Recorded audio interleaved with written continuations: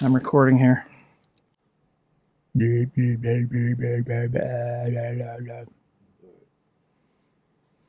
Everything's recording? Good?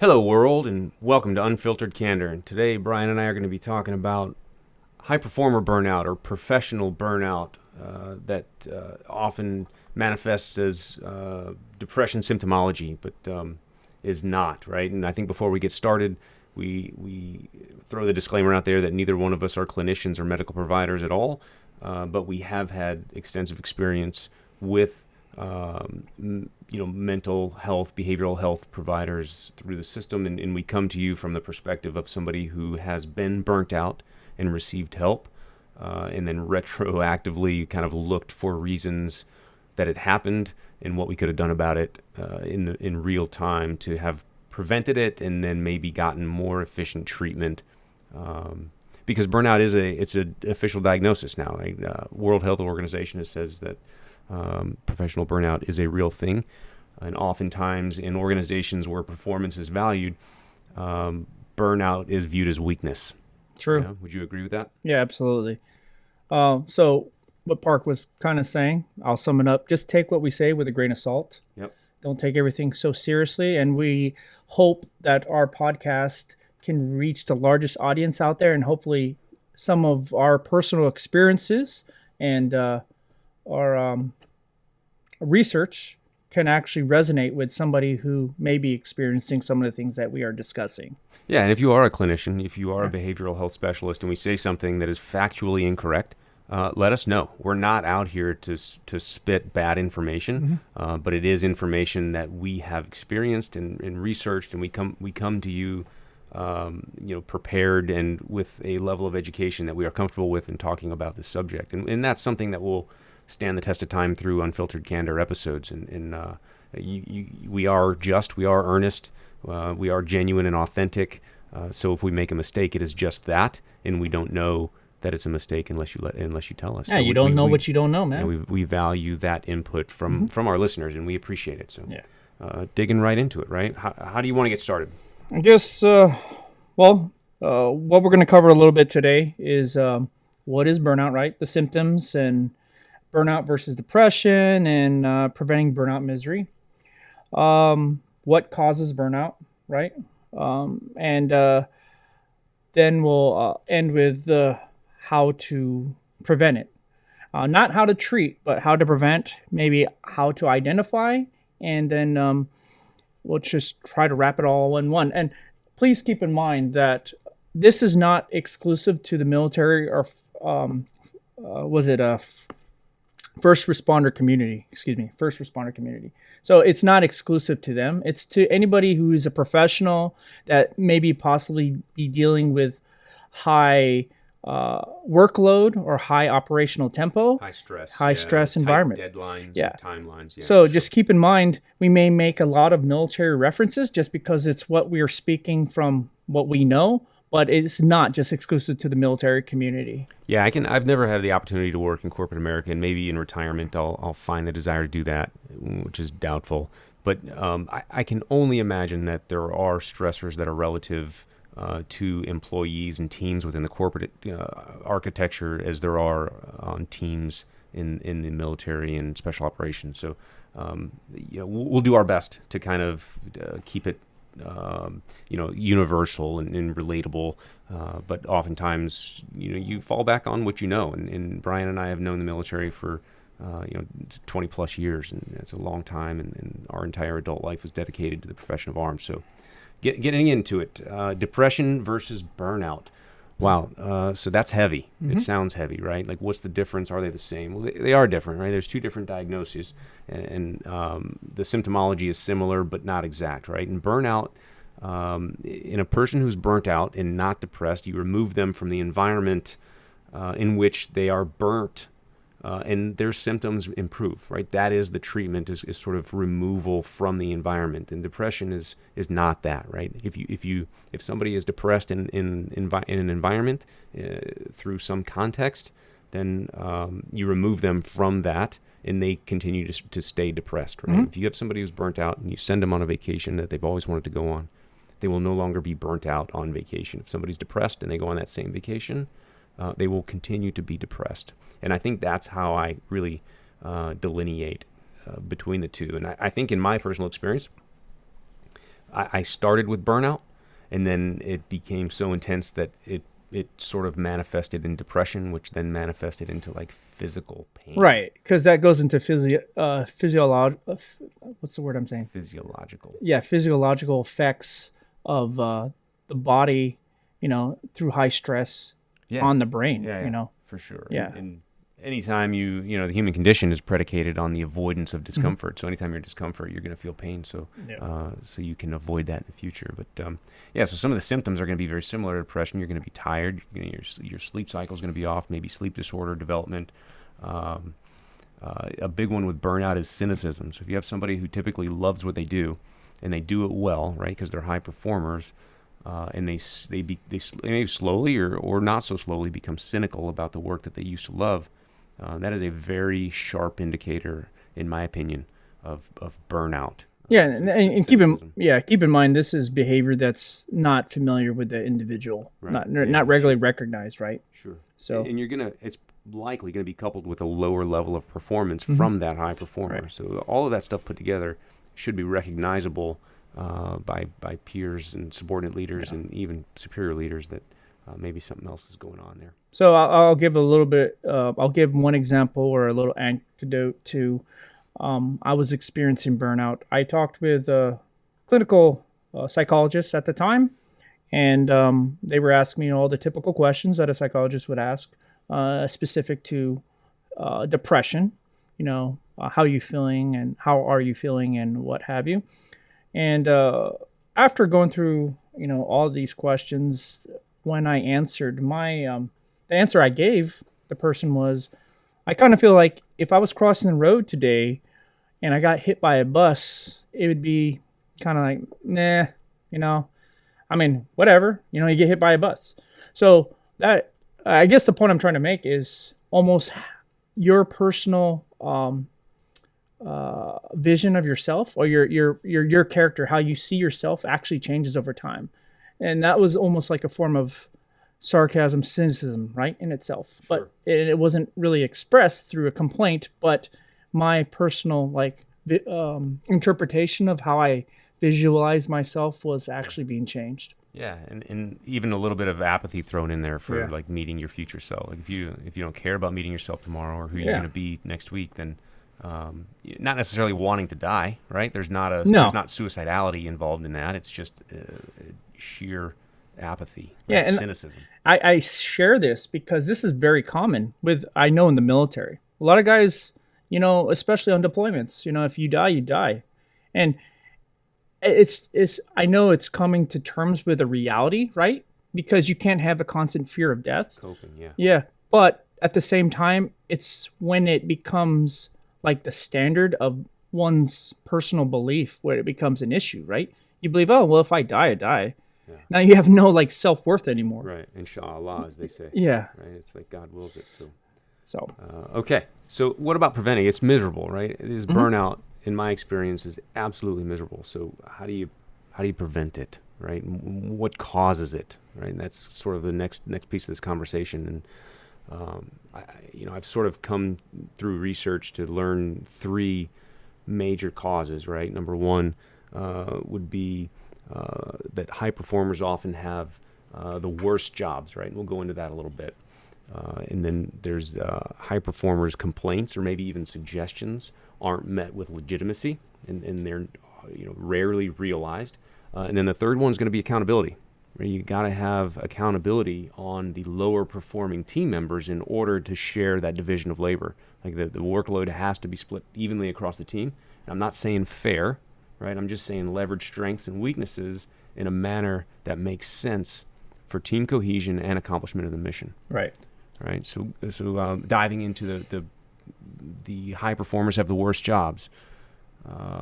Give you a scenario, and from there we'll move on to we'll kind of tie it together with the critiques and maybe suggestions of a performer. I mean, because a high performer, I guess to kind of help you out on that, like high performer will never say no, right? Because it's not out of character. A high performer that's not burnt out won't say no. Correct, right? Yeah. And which leads to the burnout all in time because it's a cumulative. Well, it's got to be, there's checks and balances, right? You got to trust your leadership to kind of pump the brakes for you in an organization or a team construct that is expected this level of high performance, right? You can't have the level of high performance and somebody who's willing to throttle themselves at the same time. True. Right? Yeah. Okay, so if you've got a tight deadline and a no-fail high-stress mission that comes down the pipe and lands on the desk on Friday afternoon and it needs to be done Monday morning, the person responsible for that job getting done is going to go to a high performer, right? And they probably did it last week and the week before that, and they're going to do it next week and the week after that. And while a high performer will take pride in its job, in his or her job for a while, there comes a time when it becomes too much, especially when you have low performers who aren't really carrying their weight or leveraging their strengths to the best of their ability in the interest of the team. So what happens is these high stress jobs are shitty jobs. They're not fun to do, especially when you got to do them over the weekend and you had a camping trip planned or you're going to the beach or whatever the case. You're going to spend some family time. So constantly, the high performers are sought after to do the shittiest jobs, right? Because they are important. But what that then leads to is before the burnout, these high performers are going to make suggestions, right? They may not complain. Oftentimes, high performers don't complain, but they will make suggestions on how to improve, right? I'm confident in that. And if that high performer who is sought after to do these shitty jobs time and time again says, hey boss, I think our divisional labor is kind of ill-weighted on this team, right? We've got to go in these lower performers. Like maybe they're low performing because they don't know, because they're new, because it's a new task, but they need to be taught how to do that. And in order to do that, there's some mentorship that goes on. But the suggestion remains, we've got to equalize this divisional labor. Now that may be heard by a team leader or a manager, but what's going to happen the next time that there's a high pressure, high stress job that has to get done, and it's a short-term timeline, and it's a no-fail, it's super important, even though that high performer made the suggestion to divide the labor better, that manager is still going to go to the high performer. Yeah. Does that make sense? Yeah, absolutely. And keep in mind that when this high performer, we're saying high performer a lot, this individual, right, actually makes a suggestion and or complaint, maybe not a complaint, but perceived as a complaint, but makes this suggestion, many more times out of not, it's almost like a call for help because it's out of character, right? Most of the time, these individuals won't complain. They will just do their job because it's not within their character. It's what they believe is expected of everybody, right? Yeah. And so they don't question it. They're like, oh, well, this kind of sucks, but we got to do it. Yeah. And, oh, yeah, we know Joe over there, he's dragging ass, but that's just what he does. But they just get it done. Now, when they make this suggestion or complaint, we were just trying to kind of articulate that more times it's like a last resort. Yeah, it's before the burnout happens. Yeah. Right? Because, or at least at the early onset of burnout. Yeah. But again, if you've got a team structure from the management perspective and it's working, and somebody says, hey, we got to let these lower performers fail a little bit, and it's a no-fail mission, right? You're going to keep going to the high performers, which is going to lead to burnout. Right, and that leads us right into accountability.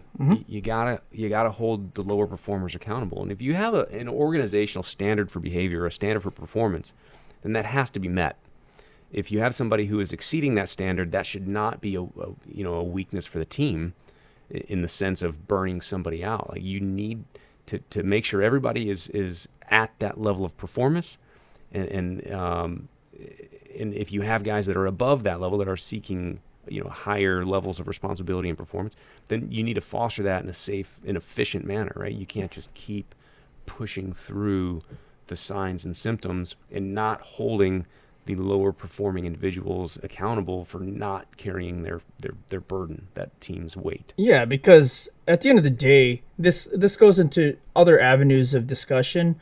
If you're not holding people accountable, it's going to create other systemic issues that are going to create additional problems, right? Absolutely. Angst, anger, dysfunction, animosity, all those different words. But it's not going to be a good place to work in the end of the day. Well, right? There's legitimacy. Yeah. There's a failure in legitimacy as well. If you're a leader and you say that this is, A is going to happen if you do B, and then you don't hold true to that level of accountability to any performer, then your authority as a leader has essentially been diminished, right? It's been delegitimized. Like, now everybody knows that you are not going to hold people accountable, or if you do, it's not going to be consistent. And then you got guys that are going to test, right? If you know that there's some things you can get away with, then guys are going to push buttons and they're going to try, right? They're going to get away with what they can. Okay, so 3 causes and a little bit of kind of prevention techniques, and I think it goes without saying, if you are seriously suffering from symptoms of what you believe is burnout, seek treatment, right? And if you don't feel like you can talk to your leadership about it, then don't, right? And just seek medical treatment, no matter your corporate America, shift worker at Burger King, a member of the military, like whatever the case is. This is a real thing, and it's miserable. It is a truly sufferable mental condition that is preventable and treatable. It is both. So don't be ashamed of it. Yeah, absolutely. I think when you can take that step to look inward, right? Look inward and accept, like, I'm willing to actually accept that I have some faults, which is very hard for a lot of high performers, right? Well, yeah. We don't want to focus on those. Yeah, right. But you're your best advocate. You know when you're having issues. Sure. But you know when it's time to speak up, when it's not. And more times out of not, it's you don't speak up. You just drive on. So I guess the point I'm trying to make is reflection is very key. I believe that it all starts from within and you.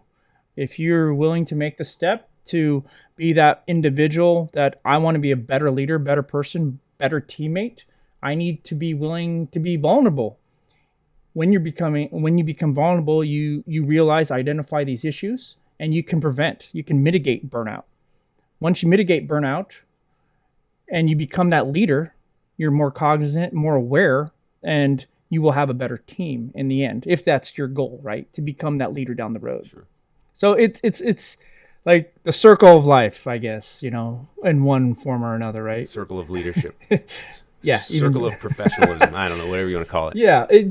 They all feed into each other, I guess, is what the point I'm trying to make, right? Yeah, for sure. It's cyclic. Absolutely. And look, doing research for this conversation, I found a pretty stunning statistic that 47% of high performers are less engaged in their work than the low performers. And that is absolutely mind-boggling. And by engaged, I mean motivated, satisfied, inspired. And the assumption is that these high performers are constantly inspired. They're always motivated because of their actions, right? But the chaos that is inside is never ending, right? And it will only end when you do sort of take a look at it and admit that there is something wrong and seek help, whether that's removing yourself from the environment or seeking medical treatment for behavioral health. And all to our brothers and sisters out there, it's not weakness. It definitely is not. It's the first step's hard to get over, right? Yeah. But it's not weakness. Trust me. For sure. Did we cover everything? I think so. All right. Hey, guys, listen, don't forget to like. Don't forget to subscribe. Don't forget to comment. I don't know. I should leave that to Brian to say. I don't Like, share, subscribe. like, share, subscribe. Positive or negative comments are inviting. We don't care if you hate our podcast. Look, this is going to get a lot more controversial as we go on, and we are going to invite that controversy, and we're going to invite that conflict, but we want to instill a positive level of conflict resolution in understanding that that's what we want. We are genuinely interested in hearing from you, whether you like us or you hate us. Yeah. And if there's something we can do, if there's something that we are doing or not doing that offends you, that you don't like, let us know. Yeah. And we may tell you to fuck off. Yeah. Right. Or we may say, I didn't realize that was rubbing people wrong. You know. Yeah. And then we'll, it's like our behaviors can change. It doesn't change who we are. Yeah, and for all the viewers out there, I mean, if you didn't know, there's a lot of shitty people out there. So, just who cares? I mean, I guess at the end of the day, it's just like we all have to get along on this planet, and we invite controversy as long as it's well, there is no as long. It's just we encourage rational discussion. Yes. And we're willing to listen to all sides of the conversation as long as you are as well. And from our perspective, you will never get anything other than unfiltered candor. Yeah. That's a good way to end. You like that? Yeah. Oh, man. I came up with that just now. All right, guys. Until next time. Peace out.